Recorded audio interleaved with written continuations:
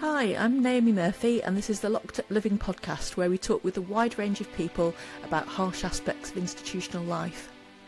We also explore some of the ways to overcome them and to grow and develop. I'm David Jones. So join us every Wednesday morning, 6 o'clock UK time, for a fresh podcast. So I was lucky enough to be introduced to today's guest by a colleague, Zelda Perkins, who's previously guested with us a few months ago. Jennifer Gibson is co-founder of Psst, a non-profit designed to revolutionise whistleblowing and speaking up. And we're really pleased to have you on today, Jennifer. Welcome. Pleased to be here. Thanks for having me, Naomi. Hello there, Jennifer. Very nice to meet you.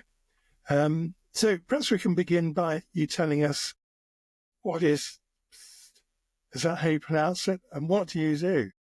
Yeah, no, it is. You did a very good job pronouncing it. Well done. It is a great name on paper and a great conversation starter when everyone tries to pronounce it. So it was set up by myself and two other individuals, Rebecca Petrus and Amber Scora, with the aim of kind of trying to turn whistleblowing a little bit on its head. So not just approaching whistleblowing from the perspective of we need to provide as much support as possible to the brave individuals who speak up and try to change the system to make it easier for them to do so. But along that latter kind of argument of how do you change it systemically, is there a way to help collectivize whistleblowing to make it safer and easier for people to speak up in groups so that it's less about the individual and more about the information coming out? And so to that end, one of the things we are doing is developing and have developed and launched the first beta version of what we call our safe, where you can basically come to us and you can say, you want to talk to a lawyer right away and understand what my options and risks are.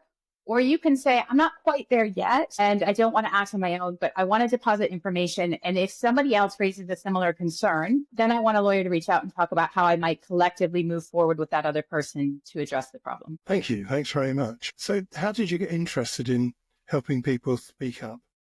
Yeah, I spent 10 years working on strategic litigation around the war on terror. So largely drone strikes and special operations raids, kind of investigating what was happening and then trying to litigate in court to get some accountability for civilians who were being harmed. And in the context of that, came across and worked with a number of national security whistleblowers who risked everything so that we could understand what was being done. I'm American, in that case, in my name. And what was happening inside the so-called black box of national security and especially the U.S. drone program. And many of those whistleblowers, what always struck me was many of those whistleblowers, one, they lost everything for speaking up. And yet we benefited as a society immensely from their disclosures. And second, it often felt like they were very alone. That while we as civil society benefited from their information, we didn't do as good of a job of supporting them and helping them get to the other end of it, if not better off, at least, whole in some respects. And so when I left the work I was doing on drone strikes and national security, I became the legal director of an organization that worked at the intersection of journalism and whistleblowing. So working with whistleblowers who were disclosing to the media, which is often the riskiest area you can go to, but also the one with the most impact. And from there, kind of saw some of the limitations of us relying, especially in the tech sector, which is where is one of the areas is focused on. We are relying entirely on whistleblowers to understand what tech is doing, relying on those one or two individuals to come forward and, effectively asking them to blow up their lives for us. It felt like we needed a better way. There had to be a better way, and there had to be a better way of both de-risking it for the whistleblower and supporting the whistleblower when they did. Thank you. Jennifer, this is really challenging work, isn't it? And I can remember when I worked all the time as a psychotherapist, I would work with men who had fought in the Gulf War. And some of the stories that I heard were they were clearly traumatizing for the people and really had a tremendous impact on me. The sort of story that you don't really want to tell to anyone else, because why would you want to imprint them with this particular horror? So I suppose I'm wondering how you managed to deal with that kind of material. I don't think it's ever easy, right?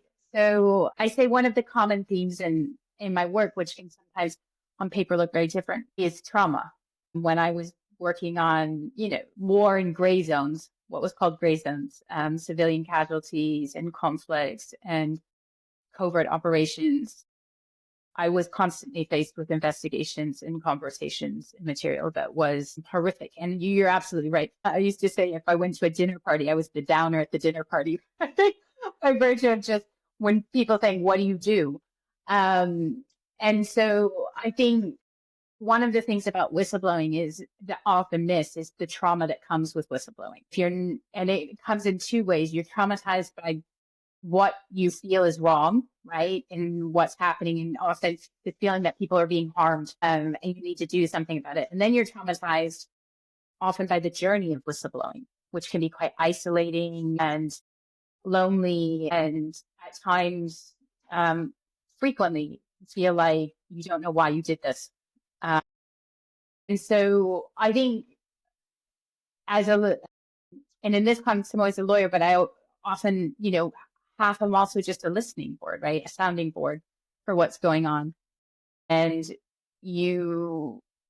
part of what drives me is this idea that one, you can help support that person, but two, what you're helping them support them to do is achieve change in some way so that they haven't blown the whistle for no reason, that something happens as a result of it. Thank you. So you're at least in part driven by this notion that you can do something that will alter. Help. Yeah, fundamentally help, but hopefully help on a kind of bigger level so that whether it was drone strike victims or it's whistleblowers, one of the other common threads is holding power to account, right?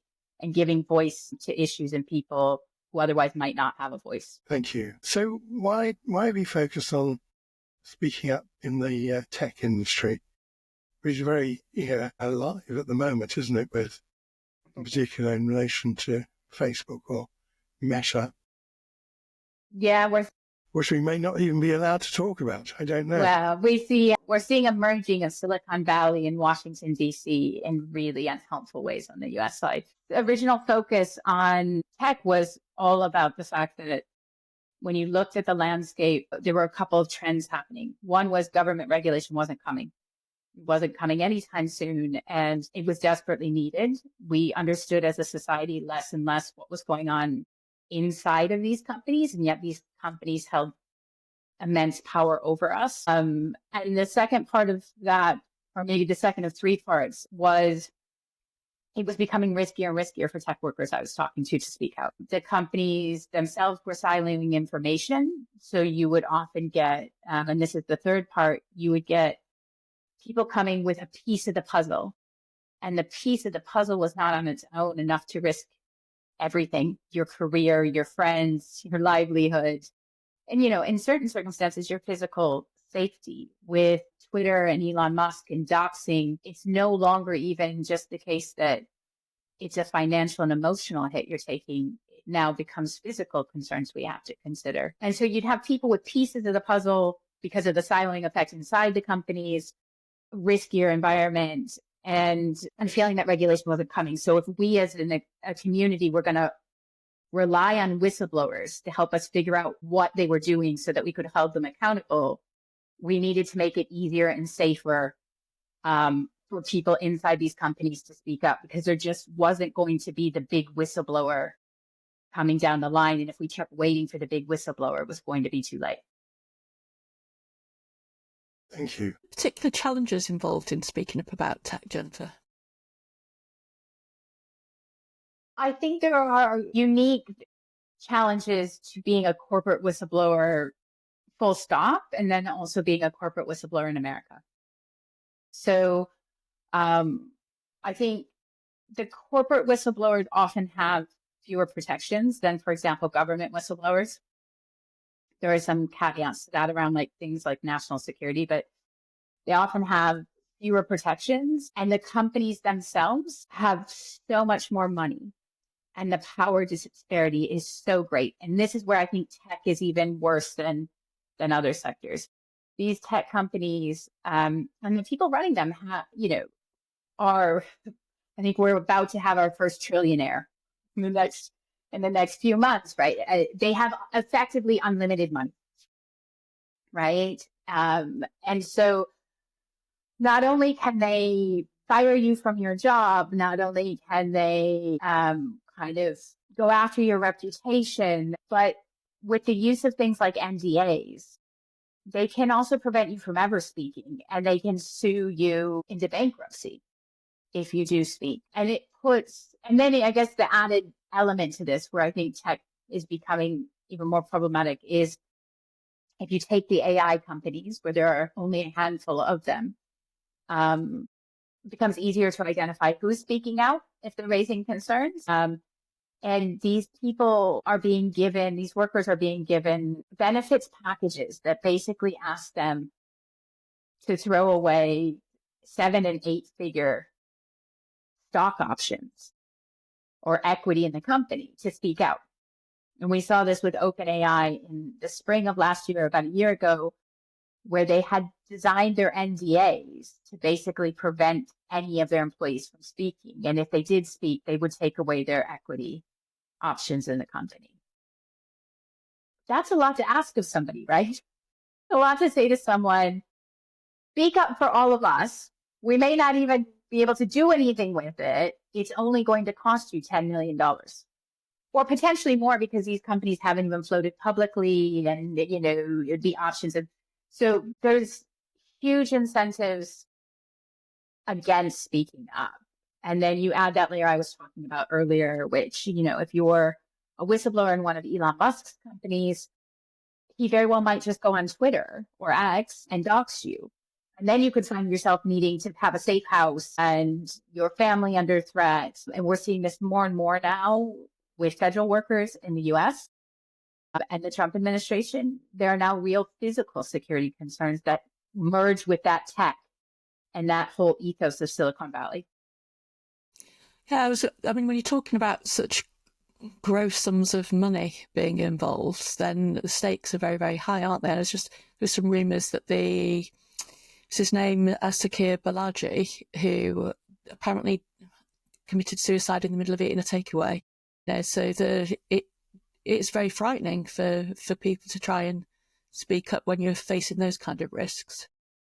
It is. And, around Sakir, I know his family feels very strongly that they don't have the full story of what happened to him, and that it may not be a suicide. And that only adds to the fear, right? Which is, you've got kind of two different physical events. You've got the trauma of what you're going through. And we have seen, for example, with the Boeing whistleblower in the US, I think that was about 1.5 years ago, that mental health is a real risk in whistleblowing, right? And it's something that there just isn't a lot of support for. When I say I'm the lawyer, but also the person who gets on the phone and talks to them, a lot of that is about, how do you help them get through such a difficult process where sometimes you just need to talk. And if you're a whistleblower who's trying to keep your identity secret, the trauma of trying to keep it secret is also very real, because you can't talk to anyone. By the very nature of trying to keep your identity out of it, you can't talk to anyone. So there are those risks that come from the mental health side. And then, there's the very real risk. Does the company go further, right? Does the company put surveillance on you? Do they start following you around?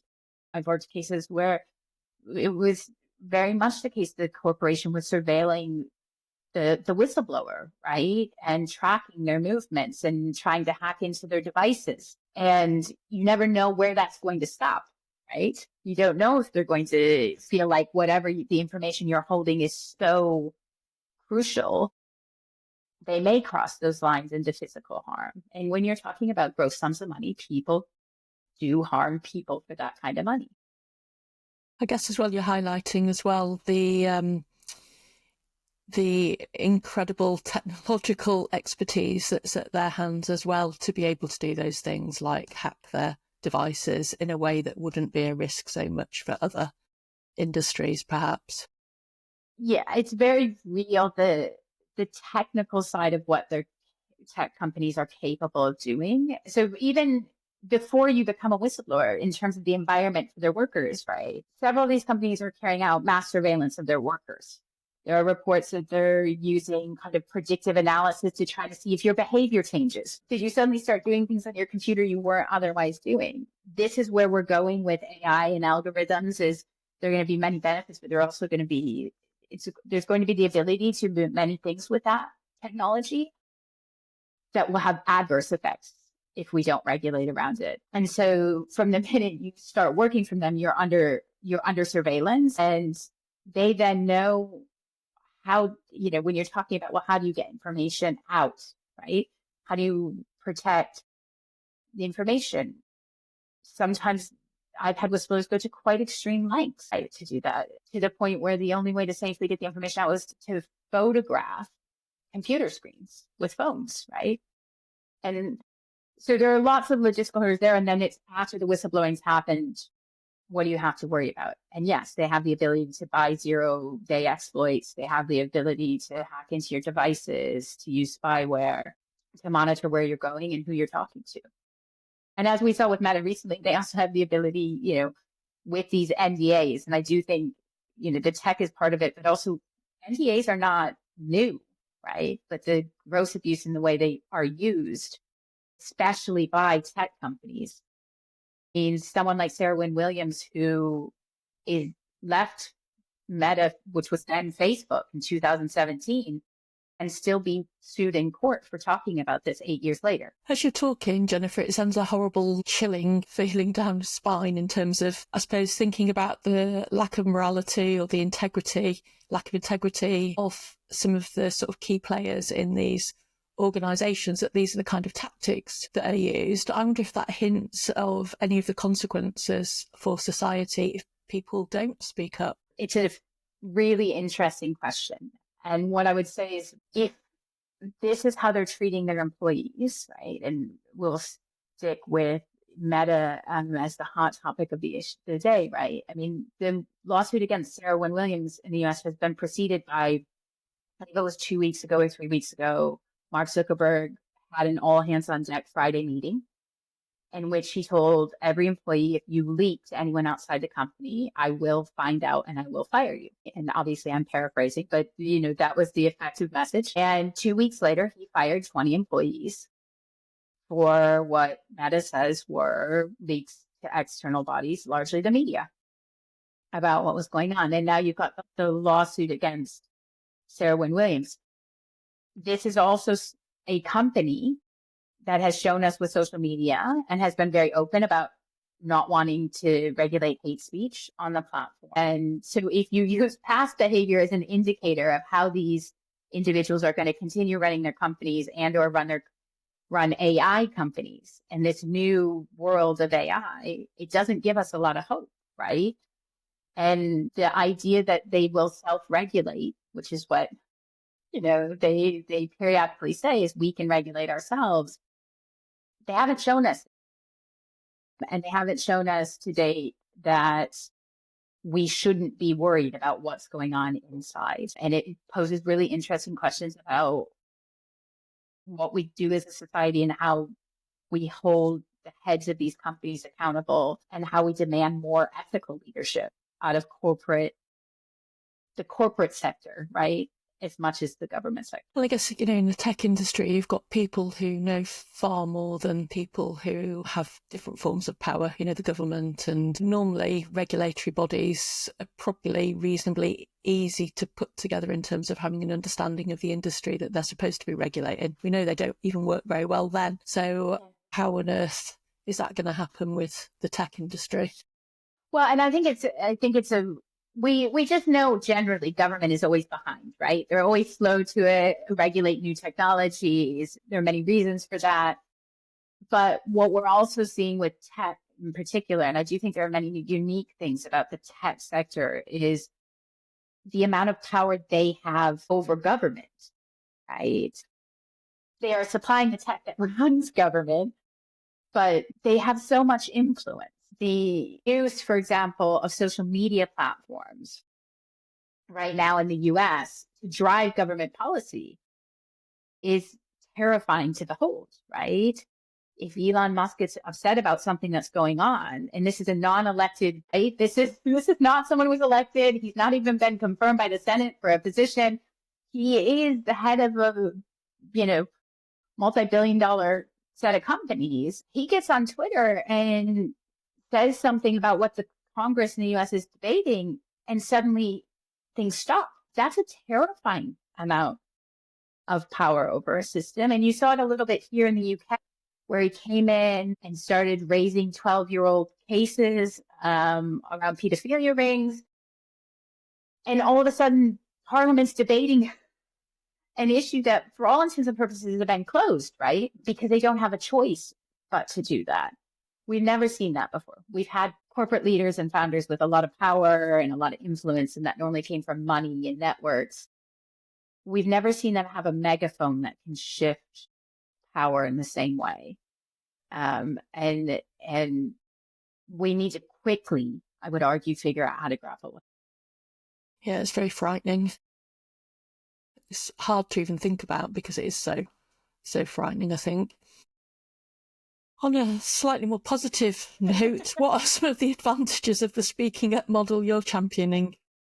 Yeah, like I said, I'm a great dinner time companion. I think what we're trying to basically do is say, look, and some of this comes from experience. I've had the privilege of working with a couple of groups of whistleblowers, and they always seem to get through it so much easier. And there's a couple of reasons for that. One, they're just much more protected from the standard corporate playbook, which is he was a problem, they behaved poorly, they were disruptive, they couldn't get along with it. Right? You can write the playbook, right? The PR firms have a template that they put out. When it's a group of whistleblowers, it's much harder to do that. It's also much harder to figure out who gave the information, right? So much harder to make it about the messenger rather than the message. And then what I've seen, and what I think part of our model is, well, if you can collectivize them, they also have support systems then. So this idea that whistleblowing can be quite lonely, if you can do it in a way that gives you an inbuilt support system, it gives you a group of people to talk to, it gives you someone who knows what you're going through because they're going through it at the same time, in the same way, that there might be mental health benefits to that, right? It might make the process easier. And so we are, both still going to, for this unique and I think increasingly rare individuals who are willing to risk everything and stand up, we're saying we'll put all the protection we can around you, right? We'll try to make it as easy as possible. But if we're going to hold tech accountable, and maybe even increasingly in the US, the federal government, we need to be able to collectivize. We need to be able to make it easier for the person who wouldn't take that step on their own, but might take that step with several others to do so that the stories that aren't getting out get out, and the information that's not getting out gets out. And hopefully in doing it that way, through this mechanism, we can also make it just a little bit riskier, but also a little bit easier to do, right? So that you're a little bit less beat up by the whole process. Yeah, I think that's so important. And I think often people, after they've gone through the speaking up process, do find other people that they connect with who've had similar experiences. But I think the fact that you're creating that opportunity for people to naturally gel together, but also, as you say, it's much harder to trash several people's reputations than it is to depict one person as being a bad apple who's got some grudge to bear against the company. What support do Psst offer to those who are speaking up? So in addition to pro bono legal support, both directly and through the networks we have at our disposal. So, when people come in, they have a legal call with me or my team, and we kind of triage. We figure out what you need and help put that in place. We're also offering psychosocial support through grants to therapists, because we feel very strongly that, as we've talked about a lot in this, it is traumatic, right? There's just no other way around it. It is a form of trauma to blow the whistle, and you need support to do that. But also, one of my co-founders is an amazing storyteller, an advocate who has a lot of experience working with whistleblowers to help get their stories out, the information out, but also the personal story, right? And sometimes it can really help whistleblowers to tell their personal story in a way that the media is not going to tell it when they tell about whatever the issue is at hand. And so we're offering to whistleblowers that kind of communications, thinking through media, storytelling support, but how do you get it out? And then on the other side, one of my other co-founders is brilliant thinking about like, how do you get the story beyond the 24-hour news cycle so that it has impact, right? What levers do you need to be pulling? On the advocacy front, how do we connect you with the groups that can keep the story going or the legislators that can keep it going so that you see impact? Because the worst thing for someone speaking up, I feel personally really strong about the worst thing is to get to the end, have risked everything, gone through the trauma of the process, and then not see an impact. Right? And so how do we, really build that social safety net around you that helps you get through the process, but also help you think through strategically, how do we make sure that what you're doing and risking everything for has an impact? How do we pull in those broader communities and networks to affect change so that you didn't do it for nothing? Yeah, absolutely. Often, it seems like whistleblowers are trying to avoid a sense of moral injury, incurring moral injury by speaking up. And I think if their actions aren't effective, they're not even able to evade that at the end either. Yeah. Is this project limited to those based in the USA? No, it's not. We, at the moment, just because we're in startup phase, right? I think we're 6 months old. We're still a baby, although with a lot of people with a lot of experience in this. So we've opened the site to everyone. So if you're in Europe, you can get support from us. If you're in the US, you can get support from us. Further afield, I'll triage it. If I can help, I will. If I can't help, or the team can't help, we'll try to refer you to someone who can. I try with everyone who comes in wanting to talk to someone, not just wanting to be matched, right? So you can deposit as a match anywhere, but for people coming in for support, if we can't help, we're always trying to point you in a direction that can. I never want to say to someone, no, I can't do anything. And I'm not going to even try to refer you to someone who might be able to. So to the extent we can, we're always trying to help people find a path if we're not the right path. Thank you, Jennifer. I mean, the stuff you've been talking about is terrifying. But funnily enough, I just finished watching a series on TV, probably Netflix, called The Capture, which describes practically all the things you've just been talking about. And I thought it was science fiction, but it's with us already by the sounds of things. So, yes, you want to say something? No, I was going to say I have not seen The Capture, but it's now on my list. Go look up. You could have written it. So we talked mainly about the tech area. Could this be your approach be used in other sectors, or is it connected with your comment that you're still a young and small organization? We're hoping. So we're focused on tech as the kind of prototype of, can we get this model to work? Tech, and we've actually, because of events you may have read about in the newspapers with what's going on with the U.S. federal government, we are doing a lot of work with it around the federal government in the U.S. as well at the moment. So, but our hope is that what we can do is show that this kind of model can work, that we can take a new approach to speaking up where it doesn't have to be the lone individual. We can help people collectivize around speaking about it. Because I've also often found that it's rarely one individual inside the company that's concerned. It's always one individual that seems to have, take the first step. We need to get more people to get over the first mover problem, right? And so as someone who is based in the UK, I always look at the NHS and think this would be perfect for the NHS. But, the healthcare industry in the US as well, I think there's a lot of potential for this kind of model where you really are giving people a new way of more safely raising the concerns that I think, by and large, most of the people inside these companies, they don't want to be harming people. They don't want to be engaged in behavior that makes them go home every day not feeling happy about what they've done at work, right? They want a way to speak up.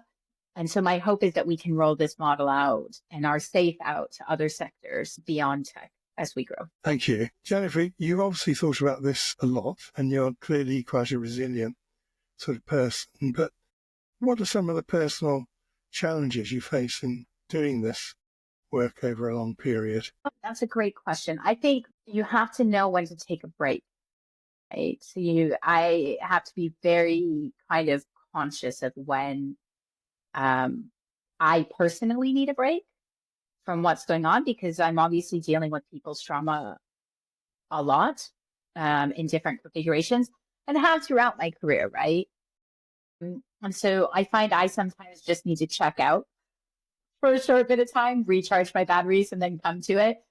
And have learned to kind of recognize the signs of when I'm getting to that point where I'm like, I'm not going to be affected to anyone until I kind of take a break and recharge my batteries. My husband jokes that if he sees me turning on a Hallmark movie, he knows that I'm checking out for a little bit. So there, I think really kind of being conscious that there's only so much I can take on before I become ineffective, right? And creating that space to, turning off devices is a big one for me, right? Like putting my phone down and being focused on the here and now with my kids and my family and saying, okay, like, I just need to check out for now. So I think those are big things.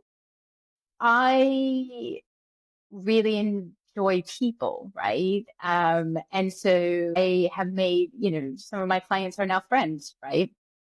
And I've met some amazing people with some amazing stories throughout my career, right? Find a kind of, I don't know, I find it very fulfilling to help give voice to their stories, right? Whether it's amplifying it or helping them think through how to tell it or telling the stories that wouldn't have otherwise been told.